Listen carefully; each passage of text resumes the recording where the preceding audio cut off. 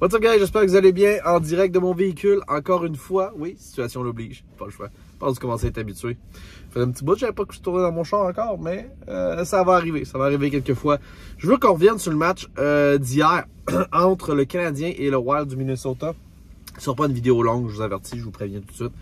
Et puis je vais être honnête avec vous, j'ai pas écouté toute la game au complet. J'ai été voir des highlights de la dernière période parce que j'ai écouté les deux premières. Et puis, après 2 périodes, j'ai décidé que ça en était assez et que j'allais aller me coucher. C'est ça que j'ai décidé.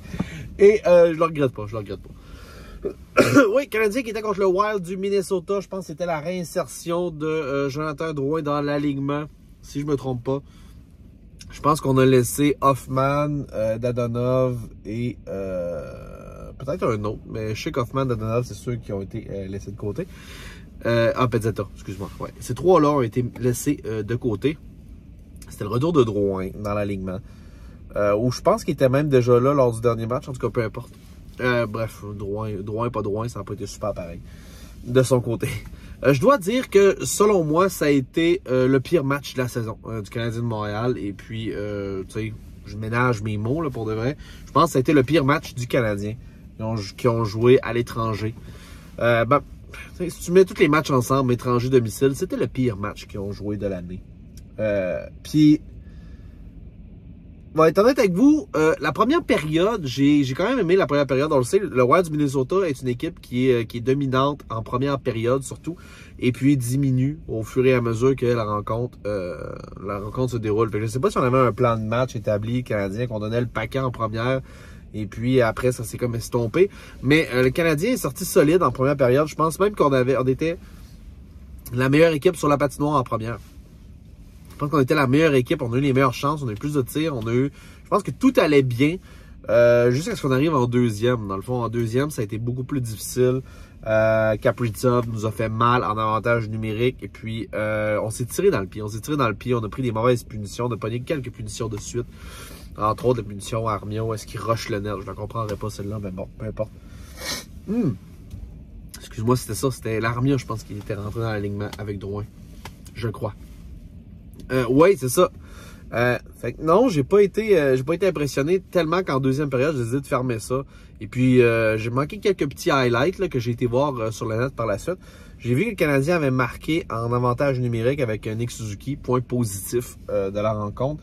Et j'ai aussi vu que Slaffy, en fin de dernière période, en fin de troisième, jouait mou et il s'est fait ramasser. Je voulais juste dire par rapport à cette séquence-là, je pense que tout le monde va être d'accord. J'ai pas trouvé que c'était un coup cochon. Okay? Oui, à 1:30, tu pourrais te retenir un petit peu, mais genre, j'en voudrais jamais un joueur de donner de l'intensité pendant 60 minutes. C'est pas ça mon point. Puis je pense pas que la mise en échec était sévère. Je pense pas que c'était cochon. Je pense qu'au contraire, Slaffy, tabarnak, il aurait dû jouer un peu plus raide. Là.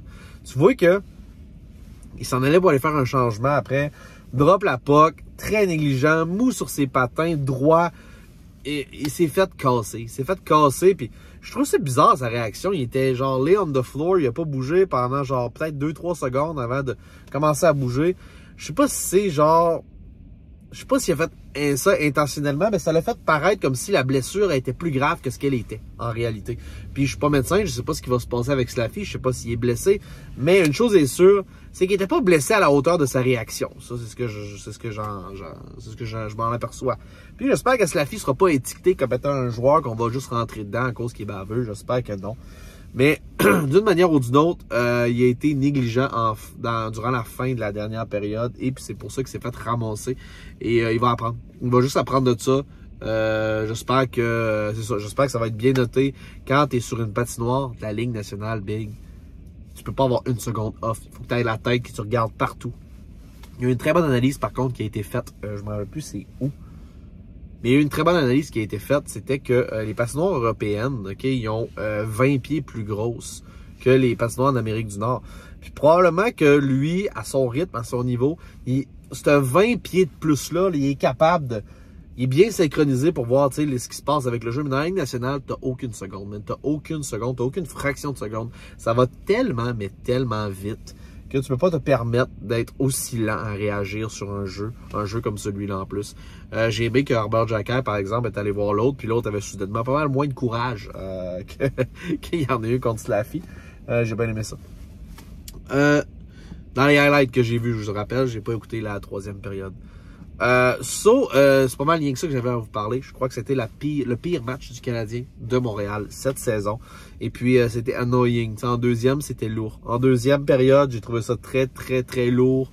C'est pour ça que j'étais allé me coucher. J'ai fait, non, cette équipe-là va rien sortir de bon en troisième. Ils ont sorti un but en avantage numérique, ça a été tout. Défaite de 4-1 du Canadien de Montréal. J'avais prédit que le Canadien de Montréal allait perdre 2-1. Donc, je l'avais vu venir quand même, la défaite.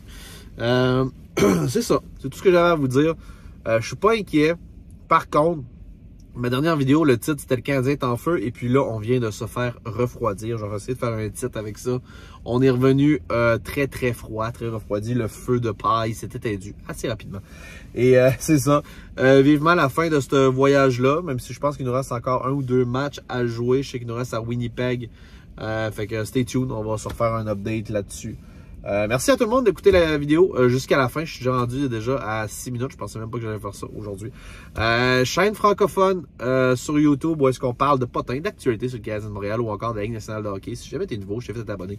Bouton rouge au bas de l'écran, c'est gratuit, ça fait plaisir. Moi, ça m'aide énormément à percer l'algorithme. Chaîne francophone, on encourage ça sur YouTube. Sur ça, ça fait toujours un plaisir d'être avec vous autres, guys. Peace out.